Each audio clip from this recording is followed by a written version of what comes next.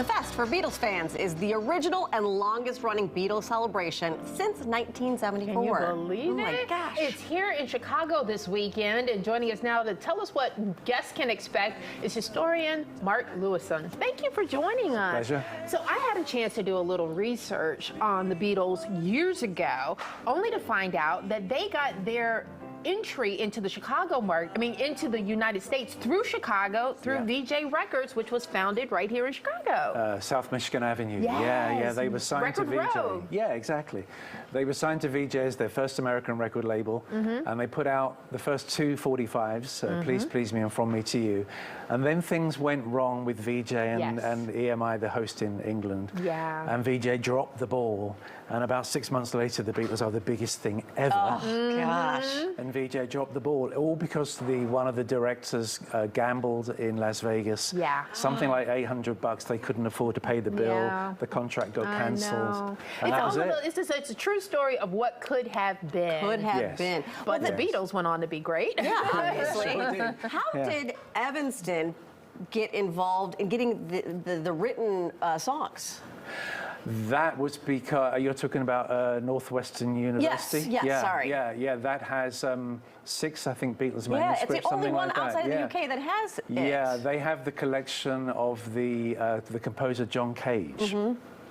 And he was doing a project in the late 1960s looking for original manuscripts. And he used Yoko Ono, who he knew, and who wasn't yet with John Lennon, to approach John and Paul and ask if they had any manuscripts.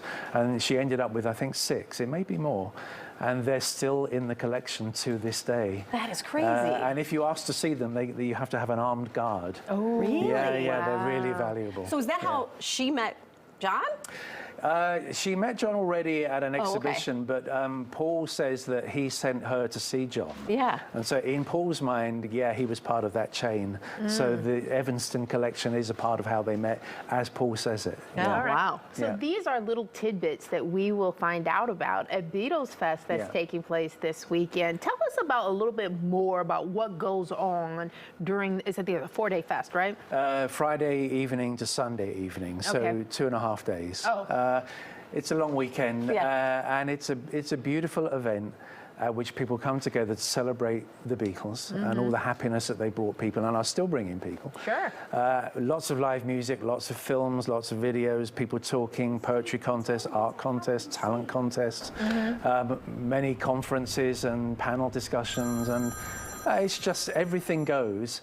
But the overall thing about it is that it's beautiful, it's love. Yeah. And it's a family event. It really is a very nice, it's kind of an antidote to the way of the world at the present time, which is a bit tough. Yeah, I was going to ask too, I couldn't really tell by the video, are there a lot of young people going to these events? Because, my generation, I grew up listening to the Beatles too because of my parents too. Is it falling off at all, the excitement around the Fab Four? No, the remarkable thing about the Beatles is they continually renew. Yeah. Because if you hear that music, no matter what age you are, it's going to grab you. Yeah. And so a lot of people say, my kids are really into the Beatles, and they seem to be transcending all the generations. Yeah. And at the fest, you will see all the generations. You will see originals there who are now in their 60s, 70s, because the Beatles is a while ago.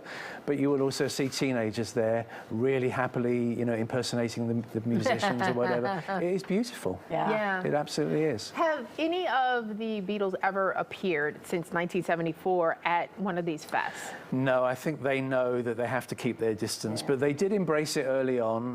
When it began in 1974, they had the founder, Mark Lewisohn, had a lot of support from the Beatles at that time. But there is an industry now around the Beatles, and they watch it, but they don't actually engage with it. But Mark does sell a lot of authorized official merchandise, which benefits them, of course. Yeah, fantastic. Yeah. Such a cool weekend here in Chicago that we get to be a part of it too. Yeah. It was wonderful. This is the 44th year in Chicago. Wow. It's been going a long time. Why do you think that they have such staying power?